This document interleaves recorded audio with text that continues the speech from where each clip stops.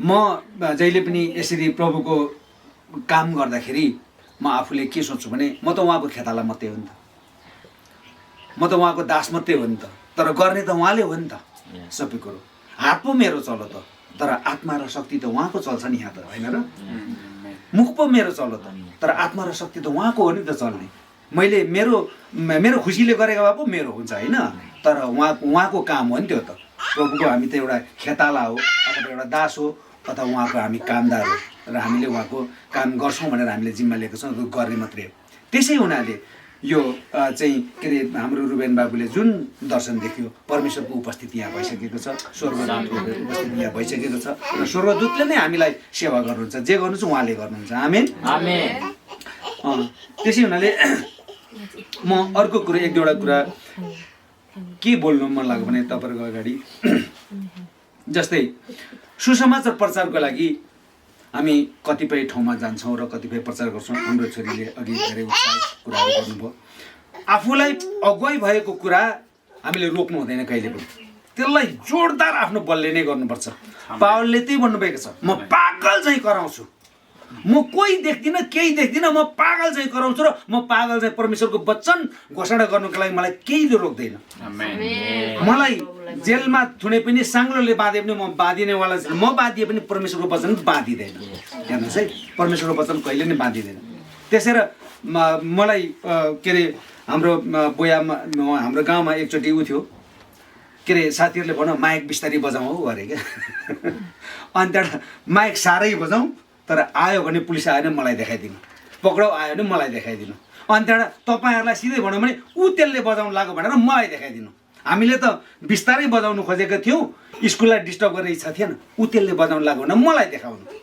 किनभने म एक्लै जाँदिनँ, त्यहाँ जेलमा गए पनि थानामा गए पनि पुलिसले डन्डा खाए पनि त्यो सँगसँगै मेरो साथमा स्वर्गदूत पनि हुनुहुन्छ, स्वर्गदूत पनि कुटिनु भएको हुन्छ, त्यहाँ म थुनिँदा स्वर्गदूत पनि थुनिनु भएको हुन्छ। त्यहाँनिर कुनै पनि कुराको हामीले के अरे सङ्कटको महसुस गर्ने कुरै आउँदैन, होइन? त्यहाँभित्र पनि आनन्द हुन्छ। कतिपय जेलमा परेको मान्छेहरूले के गरिरहेको हुन्छ, जेलभित्रै प्रचार गर्नु सुरु गर्छ र जेलभित्रै सङ्गति सुरु गर्छ। अहिले जेलमा जानुहोस् त, हरेक जेलमा सङ्गति छ, कहीँ छैन, कुनै पनि जेल छैन सङ्गति नभएको जेल। थुनुहरू सबै के अरे परिवर्तन भएर आएर उनीहरू आफै पास्टर भएर काम गर्न थाल्छ जेलभित्रबाट। जेलमा त अब कुन अपराधको कसुरमा उनीहरू परे, तर त्यहाँबाट निस्किँदा के भन्दा पास्टर भएर निस्किए। हालेलुया, परमेश्वरको महिमा भएको छ, होइन? भनेपछि तपाईँ हामीले प्रभुको काम गर्नुलाई यो कता के भनेर अलिकति हिचकिचाउनु डराउनु अवश्य पनि हुँदैन, तर परमेश्वरलाई चाहिँ साथमा लिनुपर्छ। हामी कहिले पनि हारिँदैन। र अनि त्यही र पागलले भनेपछि म पागल चाहिँ कराउँछु, अब उत्साहित भएर आएको छ, कराउनु मन लागिरहेछ, रोकेर त भएन नि त, कराउनै पर्यो नि त। अनि पहिले म नयाँ विश्वासी हुँदाखेरि सुरुमा यसो आफ्नो साथीभाइ भेट्दाखेरि जयमसी भन्नु डर लाग्थ्यो। ऊबाट पास्टर आएको देख्यो भने जयमसी भन्छ, अब आफूसँग साथी चाहिँ उता फर्केर यसो गरेर त्यो बाटो काट्यो, पास्टरले जयमसी नभनोस् है भनेर आफूले। त्यहाँबाट फेरि अलिक पछि त के भयो, मान्छेहरू बुझ्दै कसरी आत्माले छुँदै गएपछि त कसैले मलाई फोन गरे पनि हुन्थ्यो, फोन उठाएर चर्को स्वरले जयमसी भन्नु आफूलाई मन लाग्ने है फेरि। त्यो के अरे त्यो चाहिँ विश्वासको लेभलले त्यसो गर्दो रहेछ हामीलाई। भने आज तपाईँहरूको बिचमा हामी आउनु पाएका छौँ, परमेश्वरलाई धेरै धेरै धेरै धन्यवाद भएको होस्। र आज हामीले प्रभु भोज लिँदैछौँ र प्रभु भोजमा त्यहाँ भनेको कुरा के छ त भन्दाखेरि मेरो देह खाने र मेरो रगतमा सहभागी हुनेहरूले उनीहरूको जीवन कहिले पनि मर्ने छैन भनेको छ। हेर्नुहोस् है, कहिले पनि मर्ने छैन। एउटा कवि चाहिँ, जो कविले चाहिँ बाइबलको अनुवाद गर्ने हिब्रू र ग्रिकबाट इङ्ग्लिसमा ल्याउने व्यक्ति पनि हो, के अरे वाल्टर स्कट भन्छ उसको नाम, अब अमेरिकातिरकै होला, वाल्टर स्कट। उसले के भनेको छ भने सिङ्गल बर्थ डबल डाइङ भनेको चाहिँ एकचोटिको जन्म दुईचोटिको मृत्यु। सिङ्गल बर्थ डबल डाइङ, एकचोटिको जन्म दुईचोटिको मृत्यु। डबल बर्थ सिङ्गल डाइङ, दुईचोटि जन्मिने एकचोटि मात्रै मर्छ। हामी दुईचोटि जन्मिसकेका छौँ। आमेन। हाम्रो मृत्यु एउटा मात्रै, शरीरको मात्रै मृत्यु। आमेन। हाम्रो आत्माको मृत्यु छैन। त्यो वाल्टर स्कटले त्यो भन्नुभएको छ single birth double dying, double birth single dying, अथवा चाहिँ एकचोटिको जन्मिने मान्छे दुईचोटि मर्छ, दुईचोटि जन्मिने एकचोटि मात्रै मर्छ। अब हाम्रो मृत्युको सामना हाम्रो शरीरको मृत्यु मात्रै हो, तर हाम्रो आत्माले त के गर्छ, अनन्तको जीवन पाउँछ नि त, स्वर्गमा हामीले ठाउँ पाउँछ नि त भने। त्यसै हुनाले हामी डबल बर्थ भइसकेकाहरूले चाहिँ आज के गर्दैछौँ त, प्रभुको मेचमा सहभागी हुँदैछौँ। अघि हाम्रो नातिहरूले भन्दै थियो, म नातिहरू भन्छु दुईजनालाई, नातिहरूले भन्दै थियो हामी पनि बप्तिजम लिने बप्तिजम लिने बप्तिजम लिने। अनि कति वर्ष पुग्यो भनेको 13 वर्ष अरे 10 वर्ष अरे, अब 13 वर्षमा तिमीहरूको उमेर पुग्यो 16 वर्ष पुग्नुपर्छ अघि, अनि फेरि 14 वर्षको त लिइसक्यो हतार हेर्नु। अनि यसरी परमेश्वरको आत्माले चलाउनु थालेपछि यसरी काखैबाट बच्चैबाट चाहिँ परमेश्वर पाउनु, हामीले पनि यत्रैबाट परमेश्वर पाएको भएदेखि हाम्रो जीवन कस्तो हुन्थ्यो होला है, एक किसिमको शान्ति आनन्द अर्कै खालको माहौल बेग्लै लयमा बगेको हुन्थ्यो। तर अब हाम्रो जीवन चाहिँ अलिक के भन्ने बौलठी पाराको जीवन हामीले, हाम्रो उमेर त्यसरी नै बिताइयो, अलिकति उमेर चाहिँ निकै माथि आइन्जेलसम्म त्यसरी नै बिताइयो। अब मैले 38 वर्षको उमेरमा मैले परमेश्वरलाई पाएको मान्छे भनेपछि मेरो त करिब करिब जवान त बितिसकेपछि पाएको हो नि त भनेपछि यत्रो बच्चाहरूले त्यसरी चाहिँ उनीहरूले पनि के खोज्दैछ त भन्दाखेरि बप्तिजम लिने भनेको मतलब चाहिँ उनीहरूले पनि दोस्रो जन्म खोज्दैछ नि त, दोस्रो जन्मको खोजी गर्दैछन्। तर वास्तवमा हामीले ग्रहण गर्नु र चाहिँ बप्तिजम लिएपछि मात्रै दोस्रो जन्म होइन, उनीहरूको आत्माबाट दोस्रो जन्म लिइसकेको छ। र अर्को कुरो, ग्रहण नगरेको र बप्तिजम नलिएको मान्छे चाहिँ के अरे त्यत्तिकै बालकमै मर्यो भने ऊ नर्क जाने होइन नि त। जबसम्म उसको चेतनाले यो ठिक र यो ठिक भन्ने, यो बेठिक भन्ने छुटाउँदैन, त्यतिखेर त्यो बालक मृत्यु भने अन्य जातिको पनि त्यसले स्वर्ग पाउँछ भनेको छ। किन उसले त उसको चेतना खुलेको छैन नि त, कुन राम्रो कुन नराम्रो खुलेको छैन नि त होइन। जब ठुलो भइसकेपछि चेतनाले यो ठिक र यो गल्ती भन्ने कुरोमा ऊ पुग्छ र पनि अनि सुसमाचार सुन्छ अनि ग्रहण गर्दैन भने त्यो चाहिँ निश्चित नाशमा गयो। तर उसको चेतनाले यो ठिक र यो चाहिँ बेठिक भनेर छुट्याउनै सकेको छैन, त्यो भएर बाल्य अवस्थामै उसको देहान्त भयो। तर त्यो बाल आत्माले स्वर्ग पाउँछ भनेको छ। त्यसै हुनाले हामी डबल बर्थ अथवा हाम्रो दोस्रो जन्म पाएका मान्छेहरू। र यो इङ्ग्लिसको साहित्यको कुराहरू हो। इङ्ग्लिसको साहित्यमा 10 कक्षाकै किताबमा छ है, टाढो पनि जानु पर्दैन। 10 कक्षाकै किताबमा के अरे इङ्ग्लिसको किताबमा छ सिङ्गल बर्थ डबल डाइङ र डबल बर्थ सिङ्गल डाइङ भन्ने छ। अनि एउटा वैज्ञानिकले चाहिँ के भनेको छ भने त्यो मान्छे चाहिँ के अरे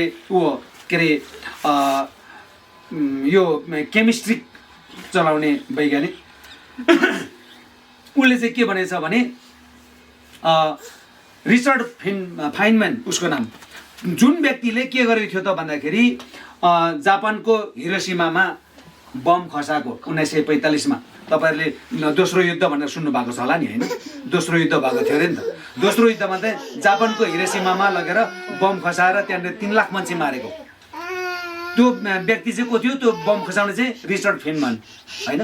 त्यो व्यक्तिले पनि त्यो व्यक्ति नै विश्वासी रहेछ, तर ऊ आर्मीमा जागिर खाएको हुनाले ऊ एउटा केमिस्ट्री भएको हुनाले उसले त्यो काम गर्यो र बम खसाउने उसले काम गर्यो। उसले के भनेछ भने उसले पनि आई हेट सेकेन्ड डेथ भनेछ, भनेपछि म दोस्रो मृत्युलाई चाहिँ घृणा गर्छु। आई हेट सेकेन्ड डेथ, म दोस्रो मृत्युलाई घृणा गर्छु भनेपछि हामीले संसारमा जसरी हामीले संसारको मान्छेहरूलाई बुझाउँदाखेरि हामीले बुझ्दाखेरि के रहेछ भने मान्छेको मृत्यु त पहिलो र दोस्रो दुईवटा मृत्यु रहेछ नि त होइन, दुईवटा मृत्यु रहेछ नि त। हामी विश्वासीले त्यो बुझ्यौँ, अन्य जातिले त्यो बुझेको छैन नि। र त्यसै हुनाले के अरे अस्ति हामीले छलफल दुईजना हामी के अरे थियोलोजियनहरू भेला भइयो र हामीले त्यहाँ कुरा गर्दै जाँदाखेरि के कुरा भयो भने अन्य जाति मऱ्यो भने रिप लेख्नु गल्ती हो भन्ने कुरा भयो क्या, आरआइपी रिप लेख्छ नि त। तर अन्य जातिलाई रिप हुँदैन, अन्य जातिलाई जहिले पनि हामीले के हुन्छ समवेदना अथवा कन्डोलेन्स भन्छ इङ्ग्लिसमा होइन, कन्डोलेन्स भन्न सकिन्छ। रिप भनेको चाहिँ रेस्ट इन पिस हुन्छ।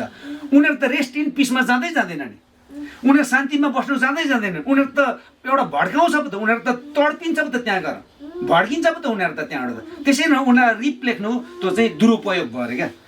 रेस्ट इन पिस अन्य जातिलाई हुँदैन। तर कसलाई चाहिँ विश्वासीलाई चाहिँ के लेख्नु पर्यो? रिप लेख्नु पर्यो, रेस्ट इन पिस भनेर। अरू चाहिँ रेस्ट भनेको आराम गर्नु, कहाँ त? शान्तिमा बस है, आनन्दमा रह है भनेको रेस्ट इन पिस भनेको। अनि अन्य जाति त के हुन्छ त भन्दाखेरि ऊ त रेस्ट इन पिसमा हुँदैन। किन भन्दाखेरि अन्य जाति मर्यो भने त्यो आत्माले के गर्छ? हामीलाई नै आएर दुःख दिने हो नि त त्यो आत्माले। कुलपित्र भनेर पूजा गर्ने हामी त्यही आत्मालाई हो नि त, होइन? अझ त्यो कुलपित्र बनाएर राखेन भने त घरको मालमाता नि फ्याँकिदिन थाल्छ नि त्यो आत्माले, हो किन? अनि रेस्ट इन पिस भयो त्यो शान्तिमा बस्यो त बसेन नि त। शान्तिमा बस्नु पाएन र नि उसले के गर्नु थाल्यो? बाँड भैलो गर्नु थाल्यो, होइन? हाम्रो राईहरूको झाँक्री भन्छ, बिजुवा भन्छ, लिम्बूहरूको फेदाङमा भन्छ के अरे, होइन? अनि त्यहाँबाट के अरे मगरको के भन्छ अब त्यस्तै होला केहरू, भीमसेन सिमसेन के जाति भन्छ, तामाङहरूको के अरे ख्याक, अनि के जाति घ्याङसिङ के जाति भन्छ। त्यो भनेको चाहिँ के हो त? कुलपित्र हो नि त। त्यो कुलपित्र भनेको चाहिँ किन त्यहाँ राखियो त भन्दाखेरि हामीले त्यो हाम्रो मरेको पिता पुर्खाको हाम्रो बाबुबाजेको आत्मा चाहिँ ऊ स्वर्ग जानु पाएन, होइन? उसले किनभने प्रभुलाई ग्रहण गरेको हो, स्वर्ग जान्छ। स्वर्ग नभएपछि यहाँ आउँछ, यहाँ आएर हामीलाई घुमी घुमी दुःख दिन्छ। दुःख दिएपछि के गर्नु पऱ्यो? हामीलाई यहाँ बसिदेऊ है भनेर हामीले एउटा ठाउँमा थन्कलाएर राखिदिन्छ। थन्कलाएर राखिदिएर मात्रै त्यति भएन, अनि तिम्रो छोराछोरीले वर्ष्यौ नि अथवा 6 महिनामा अथवा 3 महिनामा यो खानु दिन्छ, यो खाँदै त्यहाँ बस भन्नेको हुन्छ नि त। अनि ती बसिरहेको छ नि, हामीले गर्नुपर्छ नि त। वर्षै पछि कुल गरेको भन्दै पर्दैन? कुल गरेको भन्दै गर्नुपर्छ नि त। अनि रेस्ट इन पिस भयो त उनीहरू, शान्तिमा गयो त। ऊ त्यहाँ के अरे छटपटिँदै बसिरहेछ। हामीलाई नदिउँ त उसले माग्नु थाल्छ नि। उसले कसरी माग्छ भन्दाखेरि कता सोला हान्नु पर्ने हो कि, कता टाउको दुखाइदिनु पर्ने हो कि, घोडा झमझमाइदिनु पर्ने हो, कक्राइदिनु पर्ने हो कि।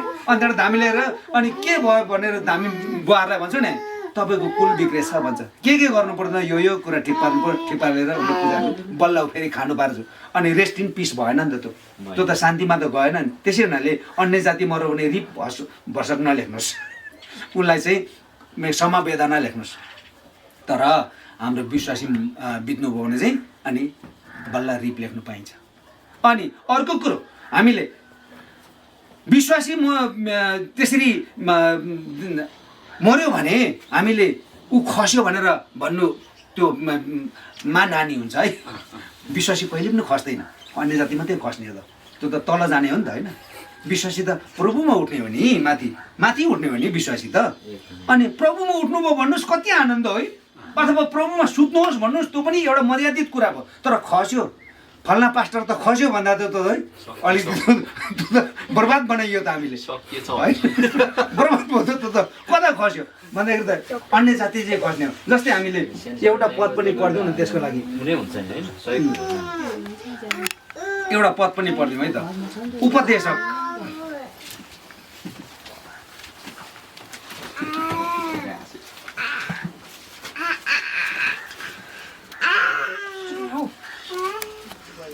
उपदेशक 3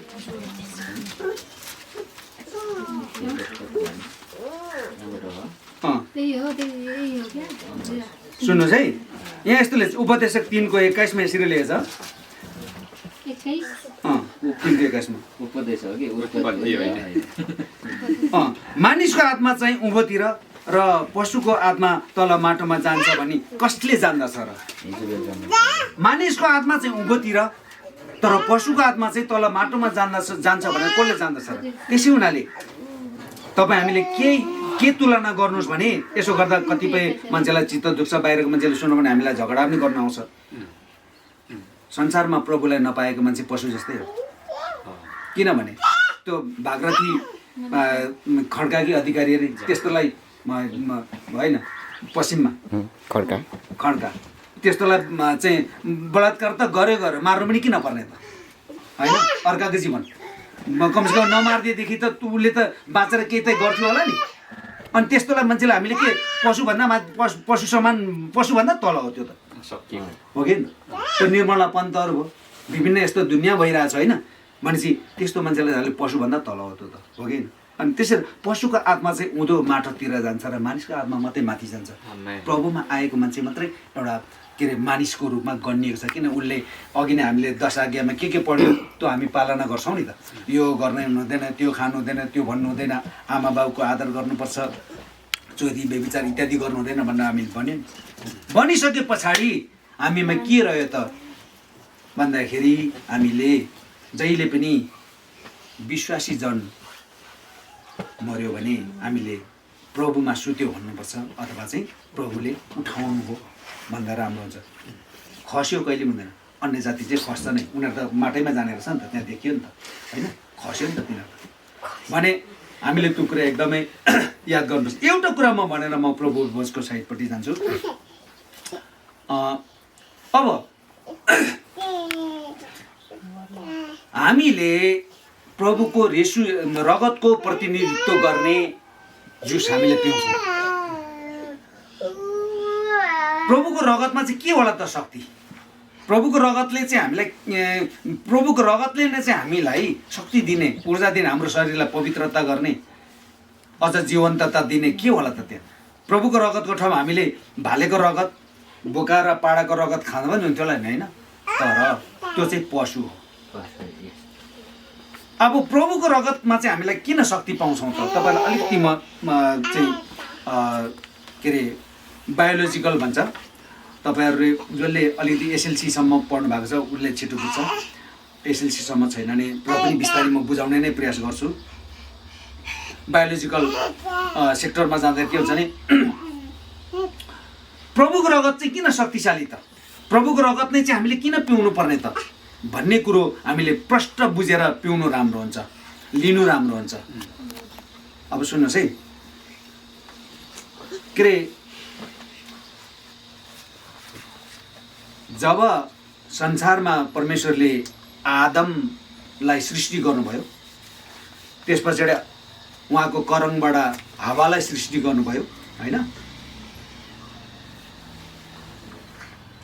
त्यसरी आदमको करङ एउटा निकालेकै हुनाले छोरा मान्छेको हड्डी छोरी मान्छेको भन्दा कम्ती हुन्छ। तपाईँलाई थाहा चाहिँ छैन, छोरी मान्छेको हड्डी 208वटा हुन्छ, छोरा मान्छेको 6वटा मात्रै हुन्छ, 206वटा मात्रै हुन्छ। अनि म सोच्छु एउटा त करङ निकालेर परमेश्वरले हावा बनाउनु भयो, अनि अर्को पनि निकाल्नु भएछ क्या र दुइटै हरायो त होइन। 207वटा त हुनु पर्थ्यो हाम्रो होइन, 6वटामा झरो। एउटा चाहिँ के गर्नुभयो प्रभुले भनेर म कहिलेकाहीँ आफै घोत्लिन्छु। अन्त एउटा मेरो विचारमा प्रभुले अर्को पनि निकाल्नु भयो होला, एउटा करङ यताबाट निकाल्नु, एउटा करङ यताबाट निकाल्नु। किनभने म सोच्छु एउटा मात्रै करङ निकाल्नु भएदेखि यतापट्टिको चाहिँ ननिकाल्नु भएदेखि हाम्रो यो पाटो तल झर्थ्यो होला नि त्यसरी। अनि ब्यालेन्स मिलाउनुलाई परमेश्वरले बराबरी पार्नुको लागि यताबाट निकालेर बराबरीको भयो होइन, त्यही होला भन्छु। करङ निकालेर परमेश्वरले हावा बनाउनु हो र हामीलाई सहयोगी रूपमा दिनुभयो। अघि मैले बहिनीहरूलाई भने तपाईँले टाउको छोप्नुहोस् भनेर प्रशंसा गर्दाखेरि भने, किनभने बाइबलले दिएको हामीलाई त्यो विधि हो, हामीले गर्नै पर्छ। र बाइबलले भनेछ तेरो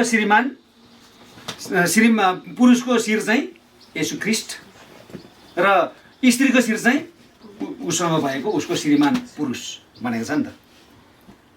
अनि त्यसले गर्दाखेरि यसो गर्दाखेरि अहिलेको छोरी मान्छेहरूले समान अधिकार खोज्छ नि, अनि तर परमेश्वरले चाहिँ अलिक तल राखिदिनु भएको कि जस्तो लाग्छ। तर परमेश्वरले त्यस्तो के अरे विभेद गर्नुभएको त अवश्य पनि होइन होला, किनभने तेरो आफ्नै शरीरलाई चाहिँ तैँले आफ्नो श्रीमतीलाई माया गरे भनेर भन्नुभएको छ। अनि आफ्नै शरीरलाई जति माया गरेछ त बराबरी भइहाल्यो नि त, तलमाथि नै भएन त्यहाँ होइन। अनि फेरि तेरो श्रीमानलाई चाहिँ तैँले आदर गर भनेर फेरि श्रीमतीलाई भनिदिनु भएको छ भनेपछि त्यहाँबाट आदर र त्यहाँबाट आफ्नै शरीरलाई चाहिँ माया गरेपछि त त्योभन्दा अर्को शान्ति के चाहियो र, त्योभन्दा अर्को हामीलाई उपलब्धि के चाहियो र। त्यसै हुनाले छोरा मान्छेको शरीरको 206वटा हड्डी र छोरी मान्छेको शरीरको 208वटा हड्डी, त्यसरी होला परमेश्वरले ब्यालेन्स मिल्यो। अब आदम बनाइसकेपछि परमेश्वरले हावा बनाउनु भयो, त्यहाँबाट परमेश्वरले भन्नुभयो तिमीहरू संसारमा फैलिँदै वृद्धि हुँदै संसारलाई अधीन गर्दै जाओ भन्नुभयो। नभने अधीन गर्दै गयो, हुँदै गएर भरे त्यहाँनिर पापको सिर्जना भयो। कहाँबाट त? अदनको बगैँचाबाट पापको सिर्जना भयो। अब परमेश्वरको आज्ञा उल्लङ्घन गरेपछि त पाप त जन्मियो नि त, त्यो पाप जन्मियो। मैले पाप गरेर म पापी भइसकेपछि मेरो शरीर सबै पापी भयो भएन? मेरो शरीरको विभिन्न अङ्गको विभिन्न सेल्सहरू, विभिन्न चाहिँ रक्तकणहरू सबै पापी भयो भएन? भयो नि, भयो। अब म पापी भइसकेपछि होइन बिउै पापी बिउै चाहिँ के अरे किरा लागेको बिउ छ भने त्यसले उमारेको बिरुवा चाहिँ के सक्लो होला र हुँदैन नि होइन। तपाईँ हामीले कता कता हेर्छौँ नि अलिकति कता कता बाङ्गिएको बिउ छ भने त्यसले बाङ्गेकै फल पनि फलाउँदो रहेछ बाङ्गेकै फल पनि फलाउँदो रहेछ। त्यस्तै हामी आफै के अरे आदम नै पापी भइसकेपछि त होइन अब आदमको पाप चाहिँ तपाईँ हामीसँग बगेर आएको छ। त्यो पाप चाहिँ आदमको पाप तपाईँ हामीसम्म बगेर आयो र हामी पापी भइयो हो कि होइन। त्यसैले बाइबलले भन्छ भजन सङ्ग्रह 51 5 भन्छ म आमाको गर्भमा छँदै पापी छु। हामीले संसारको मान्छेलाई हामी त मान्छे सबै पापी हो भन्दाखेरि उनीहरू त हामीलाई त पुर्छ होइन। तर बाइबलले त हामीलाई त बाध्य गराएको छ हामी पापी हो। आमाको गर्भभित्रै पो हामी पापी। कसरी पापी अब म तपाईँलाई यसको अलिकति भूमिका बताइदिन्छु। जस्तै आदम नै पापी हुनुभयो। हाम्रो के अरे प्रमुख पिता बुढा रुख इङ्ग्लिसमा हेडसिप अफ फादर भन्छ। हाम्रो प्रमुख पिता अथवा हेडसिप अफ फादर हाम्रो पहिलो बाउ त को त आदमै हो नि त। उहाँ नै पापी हुनुभयो। त्यही पापी आदमको बिउ हामीसँग आयो नि। अब हामी पापी भइयो अब यसले अलिकति के भूमिका बाँच्छ त भन्दाखेरि पाप पुरुषबाट बगेर आयो स्त्रीबाट पाप बग्दैन। यो कुरा फेरि म तपाईँहरूलाई अलिकति बायोलोजिकल भन्छु भनेर भनेको छु किन मैले स्त्रीबाट पाप बग्दैन। पाप बग्ने कहाँबाट हो पुरुषबाट हो। त्यो कसरी पाप बग्छ त भन्दाखेरि स्त्रीबाट जब उसको चाहिँ गर्भाशय भन्छ नि पाठेघर परिपक्व भइसकेपछि पाठेघरमा डिम्बहरू तयारी हुन्छ। इङ्ग्लिसमा ओभुम भन्छ। त्यो तयारी हुन्छ परिपक्व भएर जान्छ। पुरुष पनि जवान भइसकेपछि के हुन्छ उसमा स्पर्म भन्छ अथवा शुक्रकीट त्यो तयारी भएर जान्छ नि। जब डिम्ब तयारी हुँदाखेरि डिम्बमा रगतको मात्रा हुँदैन त्यो पवित्र हुन्छ। तर स्पर्मबाट के आउँछ रगतको मात्रा आउँछ र त्यो डिम्ब र स्पर्मको भेट भइसकेपछि स्पर्मले डिम्बबाट छेडेर जान्छ र त्यसले पक्रेपछि अनि त्यहाँबाट त्यसलाई जाइगोटेसन भन्छ। जाइगोट भन्छ त्यसलाई त्यो भेटलाई। त्यो भेट भएपछि अनि त्यहाँबाट बच्चाको प्रक्रिया सुरु हुन्छ। बनिसकेपछि त्यो डिम्ब त पवित्र थियो त्यसमा रगत थिएन। तर पुरुषबाट आएको रगत त्यहाँ प्रवेश भएपछि त्यसलाई हटाएपछि बच्चाको प्रक्रिया अनि त्यहाँबाट के हो त पुरुषबाट चाहिँ पाप बगेर जाँदो रहेछ बच्चामा। अनि हामीले काहीँ डिएनए चेक गराउँदाखेरि नि के हुन्छ त हामीले के अरे बाउको त 90% आमाको त 10% त्यस्तै मात्रै हुन्छ अरे। अब त्यो डिएनए चेक गर्ने जो के अरे प्याथोलोजिस्टहरूले भनिहाल्छ। अनि त्यसले गर्दाखेरि म आमाको गर्भमा छँदै पापी थिएँ भनेको चाहिँ पापैले त्यसलाई पापैको बिउ त्यहाँ परिस्थिति पापी भयो भएन। अनि हामी पापी हो कि लु भन्नुहोस् अब हामी गर्भभित्र हामी पापी हो कि हामीले संसारको मान्छेलाई तिमी पापी हो भनिदियो भने के भन्छ मैले के गरेर देखिस् मैले मान्छे मारेको छु मैले कसैलाई चाहिँ के गरेको छु भनेर हामीलाई ठोक्छ नि। तर पापी त हामी त त्यसरी पो रहछौँ त हो कि त। पापी त हामी त त्यसरी पो रहछौँ। हामी आमाको गर्भमा छँदै म पापी थिएँ। उता हाम्रो हेडसेप अफ फादर जो आदमबाटै बगिआएको पाप चाहिँ हामीसँग बगेर हामीबाट हाम्रो छोराछोरीमा पाप गइसक्यो। पापी भइसक्यो उनीहरू पनि आमाको गर्भभित्रै उनीहरू पापी भइसक्यो। अब मैले यहाँ बान्नु खोजेको कुरा चाहिँ के छ भने रगतको कुरा छ। हामीले प्रभु येशूको रगतलाई चाहिँ मान्यता दिन्छौँ। त्यसैले त्यो रगत शुद्ध छ पवित्र छ शक्तिशाली छ तपाईँ हामीलाई मुक्ति दिनको लागि र संसारको पापलाई धुनको लागि त्यो रगत क्षमतावान छ। आमेन त्यो रगत क्षमतावान छ। कसरी भन्दाखेरि हामीले बाइबलमा पढेका छौँ। के पढेका छौँ त भन्दाखेरि यसो ख्रीष्ट चाहिँ के भन्छ माथिबाट पवित्र आत्माको शक्तिद्वारा कन्या मरियमको गर्भमा गर्भधारण हुनु भएको छ। त्यहाँ बाउको रगत पर्यो परेन। त्यसैले त्यो रगत कति शक्तिशाली छ। पवित्र आत्माको शक्तिद्वारा परमेश्वरले पठाउनु भएको परमेश्वरको चाहिँ स्वर्ग के अरे पवित्र आत्माको छाया परेर अनि त्यहाँबाट उहाँ गर्भवती हुनुहुन्छ। कन्ने भनेको छ फेरि कन्ने भनेको तपाईँले यसरी बुझ्नुहोस् कन्ने भनेको बिहा नगरेकालाई भन्ने बुझिन्छ हाम्रो नेपालमा तर कन्ने भनेको चाहिँ महिनामारी पनि सुरु नभएको महिनामारी पनि उसको सुरु भएको छैन अचम्म लाग्दो है महिनामारी पनि सुरु भएको छैन पवित्र आत्माको शक्तिद्वारा उहाँ गर्भ हुनुभयो महिनामारी सुरु भइसकेको थियो भने पनि त्यो अलिकति फोहोर हुन्थ्यो होला अपवित्र हुन्थ्यो होला तर त्यो रगत हाम्रो लागि काम लाग्थेन यदि त्यस्तै रगत काम लाग्थ्यो भने त पत्रुसले पनि त के अरे यसु क्रिस्टलाई छनौट दिनुभएको नि त तपाईँ मर्ने ठाउँमा त प्रभु हामी मर्छौँ तपाईँ नमर्नुहोस् भनेको नि त अनि प्रभुले भन्नुभयो नि त तिमी मर्दा हुने बादेखि म किन आउनु तिम्रो रगत बगाउँदा हुन्थ्यो भने मेरो रगत किन बगाउनु प्रभुले त त्यही विवाद गर्नुभएको छ नि त लु भन तिमी मर्ने कि म मर्नु हजुर नै मर्नुपर्ने रहेछ पत्रुसले पनि जिम्मा दियो नि त हजुर नै म मर्नुपर्छ म मरेर त नहुने रहेछ होइन नभएदेखि के अरे कोही पनि मान्छे मर्दा हामी मर्दा नि हुन्थ्यो होला नि हामी मरेको त्यो अर्थ न बर्ता हुन्छ हाम्रो रगतको काम छैन तर जे होस् रगतमा शक्ति तपाईँ हाम्रो रगतमा नि केही न केही शक्ति चाहिँ छ किनभने कुखुराको रगतमा त शक्ति छ कुखुरा काटेर हामी भुत त पकाउँछौँ भुतलाई त दबाउँछौँ त होइन परेवा काटेर हामी पाथी भएर साथी भएर त एकछिन टार्छौँ त होइन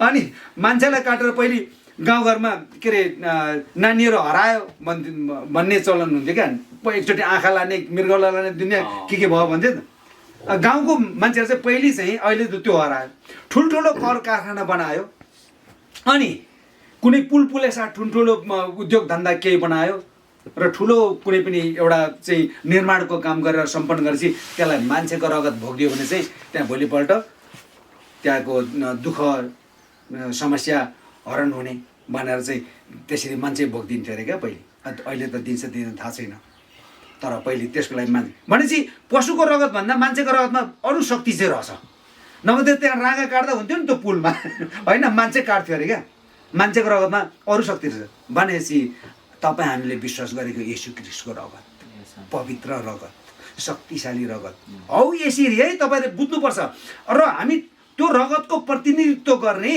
दाखा रस किन खाँदैछौँ त हाम्रो हातमा हामीले त यहाँ जुस लिँदैछौँ दाखा रस लिँदैछौँ तर परमेश्वरमा त के अरे पानीलाई दाखामध्ये तुलाउने शक्ति थियो नि उहाँसँग होइन आधीलाई थाम्ने शक्ति थियो नि उहाँसँग भनेपछि पानीमाथि हिँड्ने शक्ति थियो नि 2 माछा र 5 रोटीले चाहिँ 5,000लाई भन्छ तर म चाहिँ 15,000लाई खुवाउनु भएको थियो नि त 15,000लाई कसरी भन्दाखेरि त्यहाँनिर 20 वर्षभन्दा माथिको र छोरा मान्छे मात्रै गरेर 5,000 भएको छ नि त त्यहाँ छोरी मान्छे पनि थियो नि होइन छोरी मान्छे 5,000 थियो केटाकेटी पनि त छ नि त्यहाँ त्यो पनि त 5,000 थियो होला नि त 15,000 भएन नि होइन त्यहाँ त 20 वर्षभन्दा माथिको छोरा मान्छे मात्रै गरेर 5,000 पुऱ्याएको छ अरे तर छोरी मान्छे चाहिँ भोकै त बसेन अवश्य नि उनीहरूले पनि खाए अनि नानीहरू पनि अवश्य खाए अनि 15,000ले खाए भनेपछि 2 माछा र 5 रोटीले 15,000लाई उहाँले टन्न खुवाउनुहुन्छ त्यो शक्ति परमेश्वरमा हामीले पाउँछौँ त्यसै हुनाले हामीले प्रभु येशूको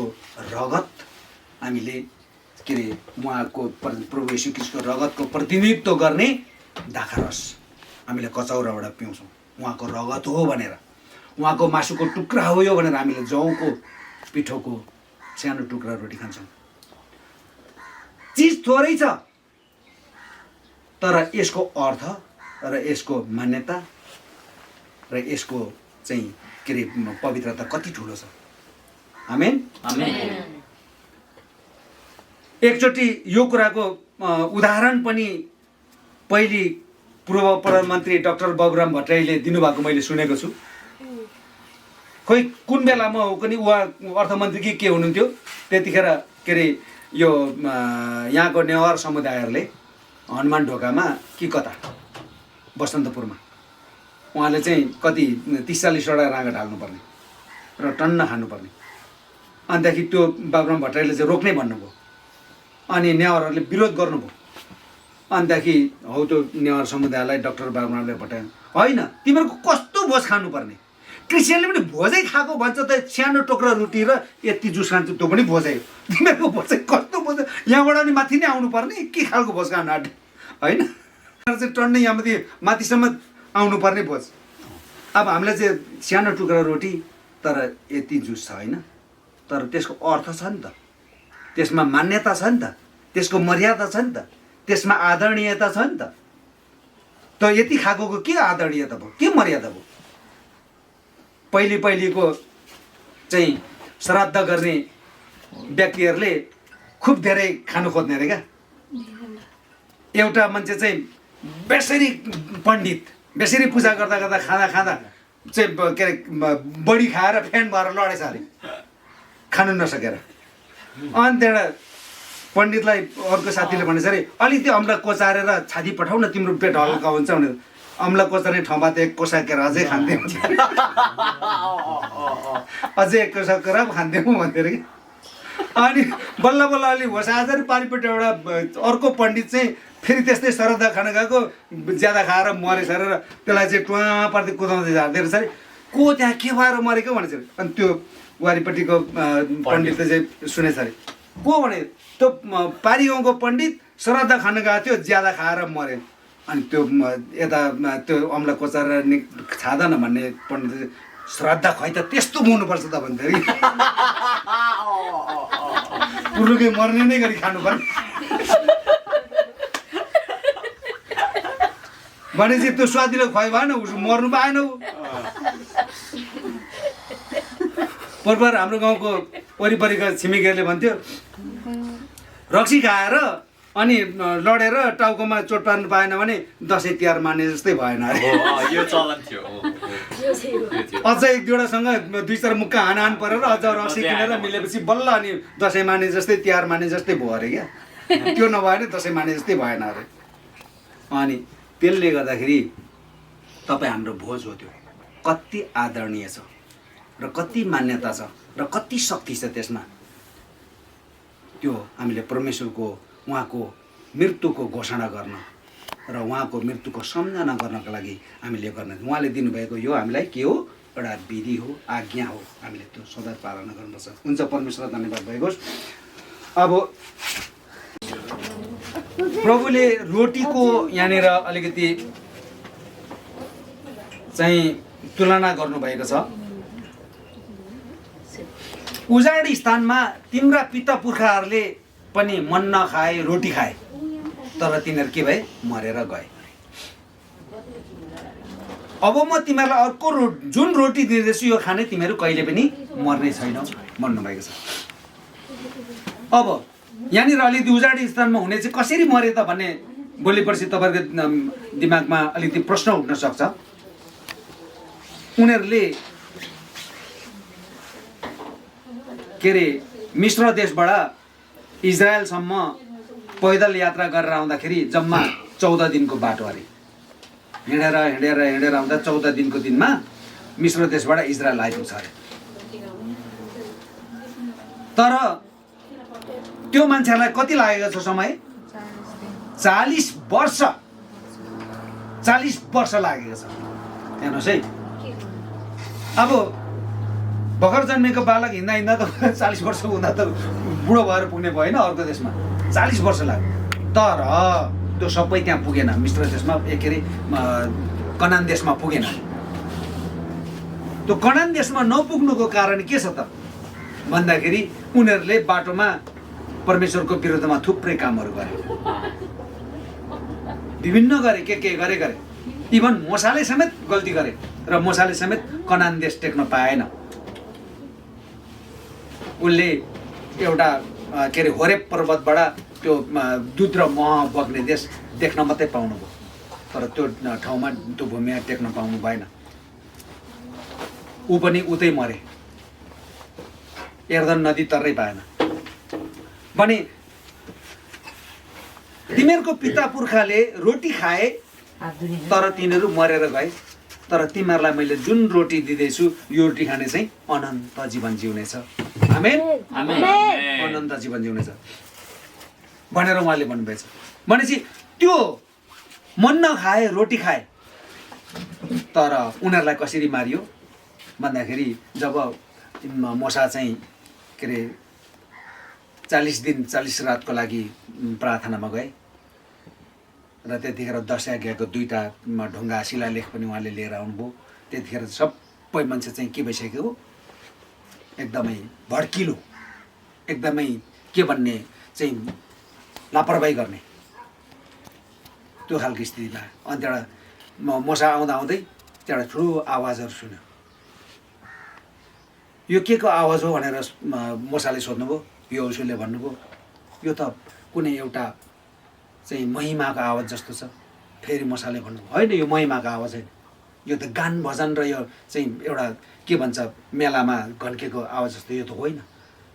मैले चाहिँ मसाले आएर हेर्दा ए मन परी गरिरहेको।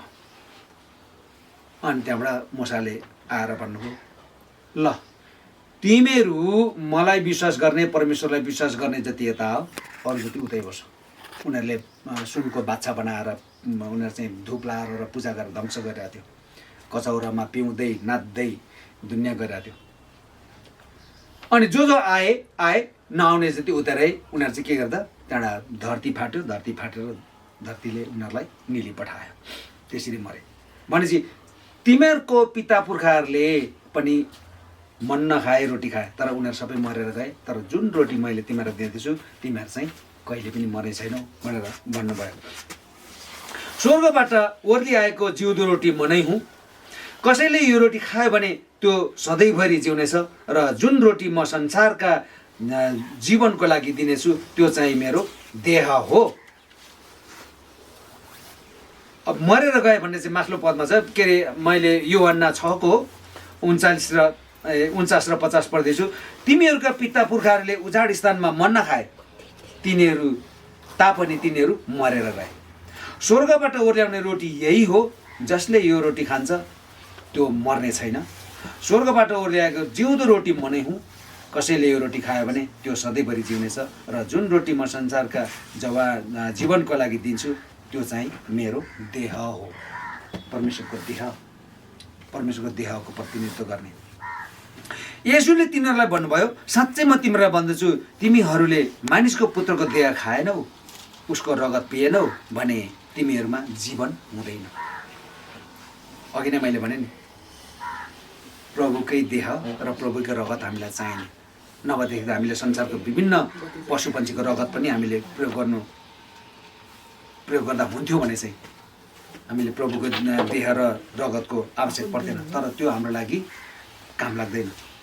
मेरो देह खाने र मेरो रगत पिउनेसित अनन्त जीवन छ र अन्त्यको दिनमा म त्यसलाई जीवित पार्नेछु। किनभने मेरो देह साँच्चै खाने कुरा हो र मेरो रगत साँच्चै पिउने कुरा हो। मेरो देह खाने र मेरो रगत पिउने चाहिँ ममा रहन्छ र म त्यसमा रहन्छु। जसरी जीवित पिताले मलाई पठाउनु भयो र म पिताको कारणले जिउँछु त्यसै गरी मलाई खाने पनि मेरो कारणले जिउनेछ। स्वर्गबाट आएको यो रोटी त्यस्तो होइन जो पिता पुर्खाहरूले खाए तापनि मरेर गए। यो रोटी खाने चाहिँ सधैँभरि जिउनेछ। सधैँभरि जिउनेछ। अघि नै मैले वाल्टर स्कटको कविताको सार तपाईँहरूलाई भने single birth double dying, double birth single dying. हामी डबल बर्थ भइसक्यो। हामी दोस्रो जन्म लिइसकेको, दोस्रो चाहिँ जन्म पाइसकेको मान्छे प्रभुमा। आमेन।